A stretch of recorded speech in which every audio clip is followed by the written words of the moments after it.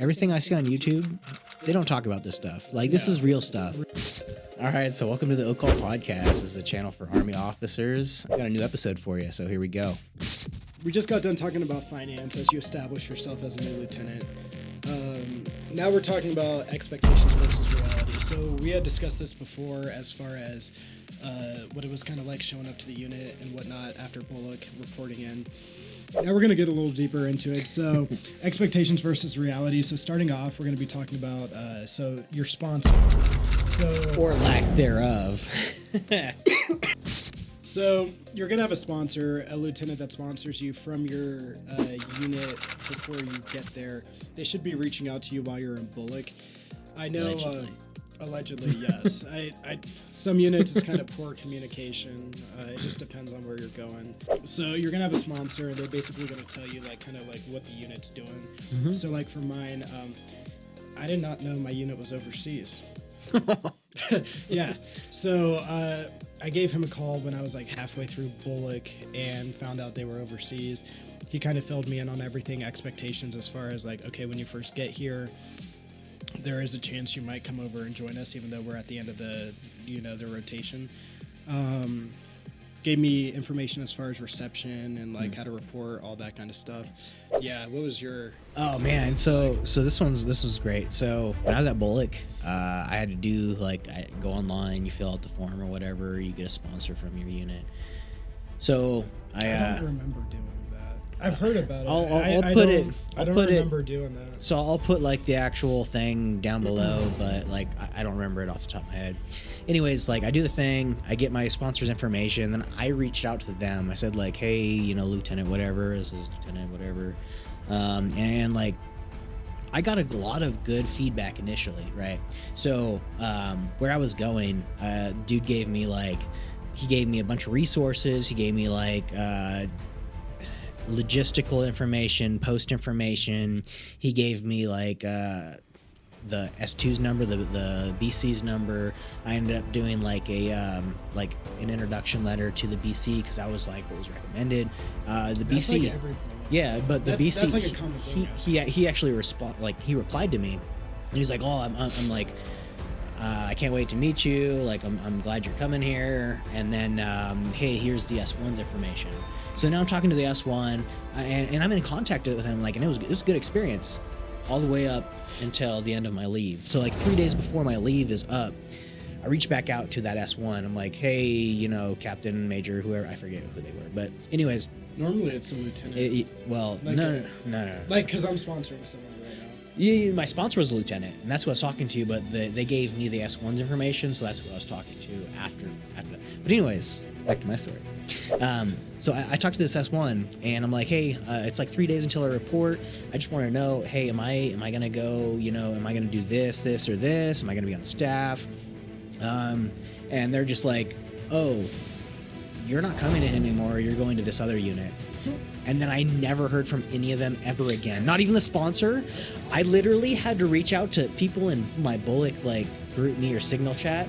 I'm like, hey, does anybody know anybody from this unit? And this one person was like, hey, my buddy's over there. He gave me that contact information.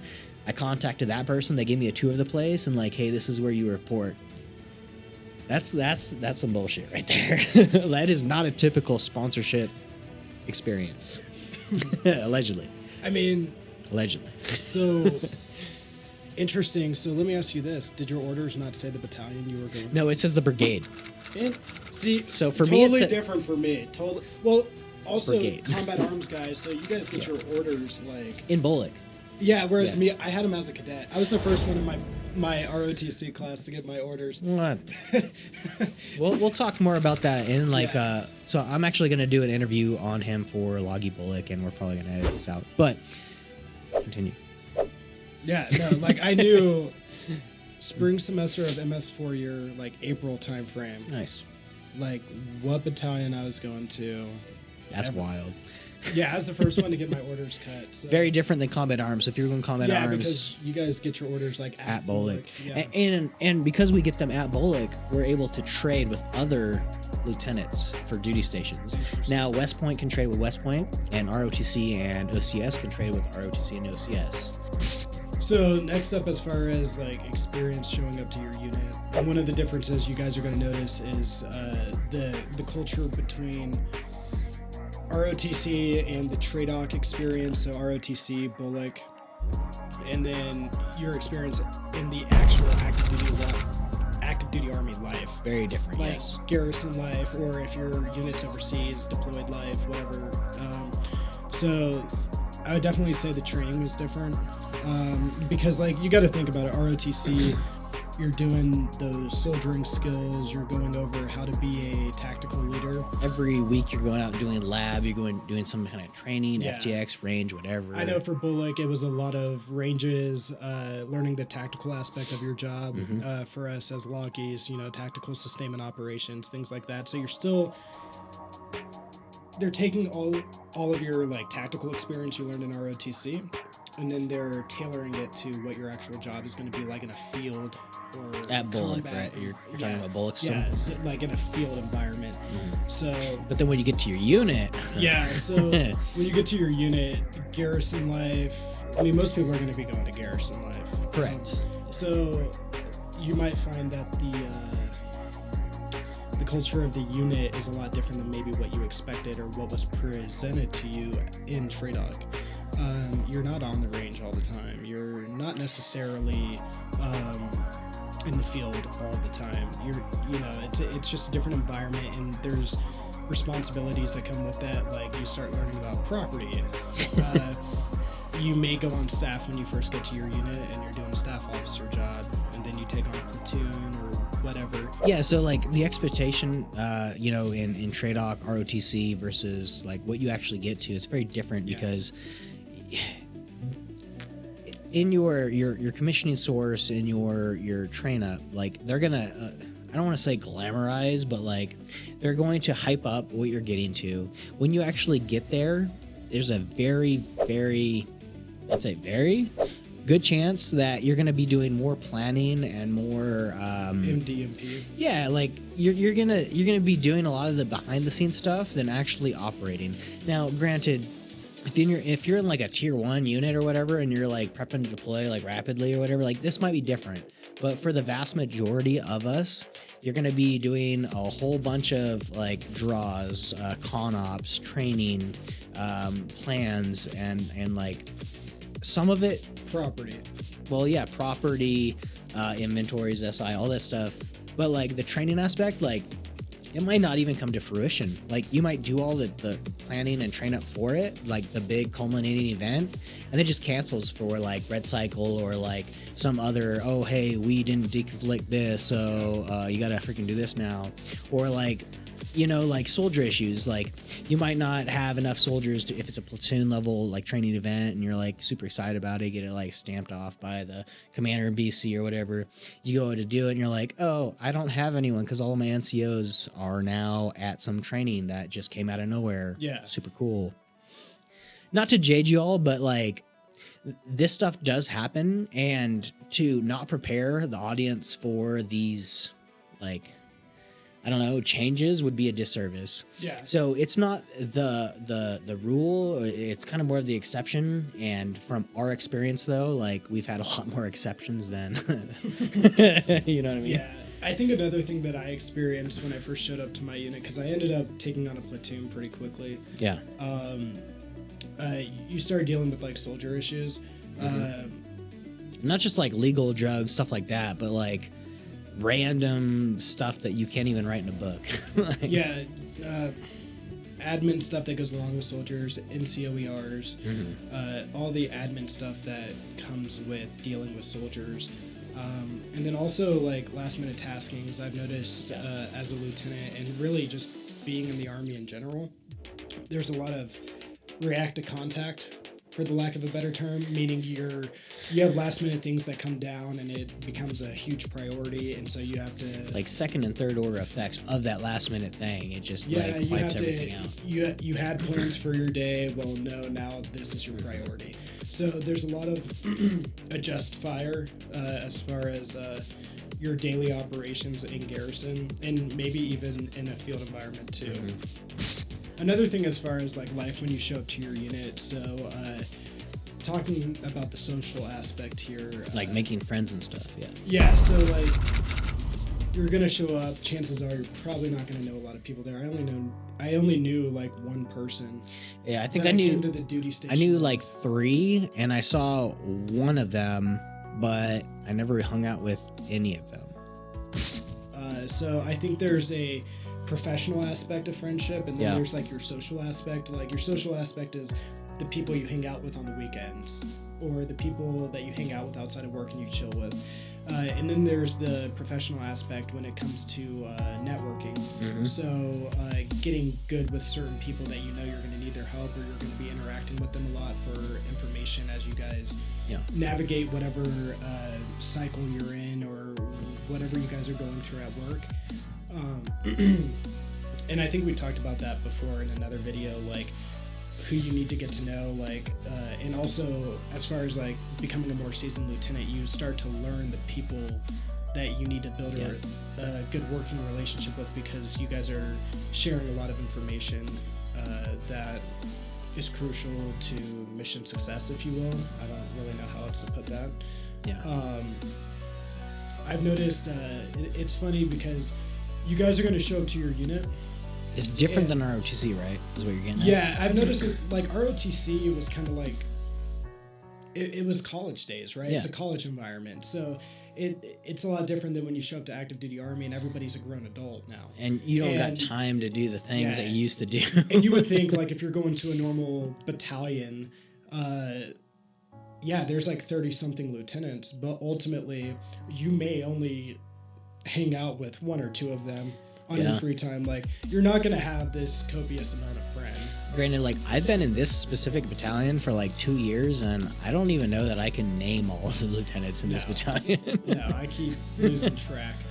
There's other things that go on, like the social dynamic, as far as you'll have a lot of lieutenants. I've noticed, like, if you're a bachelor, you're probably not hanging out with lieutenants that are married or have kids, or just have different priorities in lives. Like the couples will hang out, and then all the bachelors hang out, or all the single people. I mean, that's fair. You know, as a single guy myself, I hang out with the single lieutenants because we have more common interests, similar things that we like to do. So, It makes sense. Yeah. I don't hang out with them, so I don't even know who this is. This is some rando on my channel. I don't. Another thing is, so as far as your timeline throughout the duty day and throughout your weeks, so if you're super busy at work, you're going to notice your lifestyle changes from when you were a cadet versus when you are an active duty Army officer. And then every job you have is different. Like, it's going to be a different like flow. Whether you're on staff or you're on the line as a platoon leader or whatever the case may be, you're going to have different job assignments throughout your time as a lieutenant, and real life starts to set in, right? If you're working 12-hour days, you're no longer wanting to go out or do stuff after work. Like, you've been at work all day, you know, you did PT at 6:30, then you jumped straight into work. And by the time you get off work, you're tired. And honestly, it's just part of being an adult. You get that call, you're like, hey man, you want to go out? And you're like, no, I don't. No, because you're trying to get ready for the next day. So yeah, you notice that adult life starts to hit, and you start valuing your sleep, your rest. You may only have time after work to go to the gym and then eat and then go to bed, and then you start all over again. And I will say that that's more prevalent, I think, but like, because we both live alone, like, it's easier to do that. If you had the pressure of roommates like, hey man, let's go out, it's like, man, screw you. You worked like 4 hours a day and you got off early. Like, I worked 12 hours, 16 hours. Like, I'm going to bed and I'm doing it all over again. Yeah, another thing is if you have a family, right, and you're working those long hours, that might be a obstacle that you have to face with your spouse or your partner or your significant other. You just navigate balancing your personal life and work life. I mean, at that point though, like, making friends versus networking, it's a different dynamic. So like, networking is important as a lieutenant, but like, having a social life, like, it depends on where you are at life. It like, also how depends social on your you are. job. Like there are going to be some lieutenants that work more than other lieutenants honestly based off MOS. 10 out of 10 agree. Like if you're a combat arms platoon leader, right? You have a certain scope of focus within your day-to-day operations, which might be different than what you might experience as a staff officer who is a battalion unit movement officer, and they're working long 12, 16-hour days, overseeing movement, overseeing whatever. So the timelines fluctuate as far as your daily timeline and what your weeks look like and how much free time you have. I know for me, the biggest thing was trying to stay in the gym. Trying to stay in the gym when your unit gets super busy or they're getting ready to go overseas and you start working those really long days. And they're like a reverse cycle PT, but we're not going to tell you that you're not getting released until like 2000. Yeah, like so you'll still go in for 6:30 formation, but you're not doing PT, you're going straight to work. And then you'll work for like 12 hours and then or like 17. Trying to muster up the You're drive and motivation to hit the gym afterward. Doing a bunch of pre-workout at like 8 p.m. Like, I got to get my fix. Yeah, and then you can't sleep for like 4 days. Yeah, you go home, you eat, and then you try to get to bed. So there are going to be a lot of reality checks, I think, for some lieutenants. Like in college, you had an awesome gym schedule. Your meal prep was on point. And then you get to active duty Army and your schedule changes and it's like, wow. That fitness is a lot harder to maintain. Yeah, not impossible, just harder. Like we're trying to be real with y'all. We're not trying to be like downers. We're not trying to talk crap about the military. We're literally just trying to bring our day-to-day experiences with the vast majority of the people that are only getting fed the positives and or like the hype from TRADOC and ROTC and other stuff. Now that you mentioned that, that's a good point. It's like in ROTC, right? And this is how it should be. You're going to college. You're doing your schoolwork. You're staying on top of your academics. You're working on your GPA and making sure you're set for your OML. Your gym schedule's on point. Everything is good. And then you get to the real Army, and they start messing with your schedule. And like I said, your fitness may take a back seat during certain weeks. There may be some weeks where you don't get to the gym because you've been working all these hours. And honestly, there's nothing wrong with that. Like, yes, you should have the discipline to stay in the gym. You should maintain your fitness. Yeah. But there's going to come a time where you're going to get off work late and it's going to be like, well, the gym's closed, or I legit should not go to the gym because I need to go to bed because I need to get up for work early in the morning. Mm-hmm. So your fitness might not necessarily take a back seat, but like it may not be the same schedule that you're used to. So I saw this in a Jocko video, and he mentioned, I don't know if I agree with this or not, but he mentioned don't take rest days because he said real life will bring your rest days. So like I get that. Those days, like if there's a night you have to work till 11:30 for the mission or whatever, some dumb like CCO because or time UMO. is crucial. Chances are you're not going to the gym after you get off work at 11:30. And there's your rest day, boom. And there's your rest day. So real life will bring your rest days. Now, if you're in a good cycle with your unit and everyth's consistent for months on end, if you want to take Saturday or Sunday off and have one rest day a week, that makes sense. But that's also ebbs and flows with the military in general. Like some jobs you're gonna have that more consistency. You're gonna have the good, like, easy to work with your schedules, and then other jobs it's not gonna be that great. It's not, and honestly, leadership is not gonna care whether you made it to the gym or not. Fitness will at some point. And I'll be honest, everything I see on YouTube, they don't talk about this stuff. Like, this is real stuff. Reality of it. Now, just to clarify, though, when we say fitness might take a hit, we're not saying, like, oh, you're going to fail your ACFT or whatever. Like, we're definitely in a place all the time that we can pass an ACFT. It just may not meet our like workout and fitness goals that we've set for ourselves, maybe like a year, 3 years, whatever it goes. Yeah, like once you get in the Army, you may not be that Gymshark athlete you were in college. Like for me, my gym schedule was always on point because I had more flexibility, but now that real life has kicked in. All right, y'all, that's all we got for this episode of The Oak Call. Make sure you guys go ahead and subscribe and don't miss out on our next video.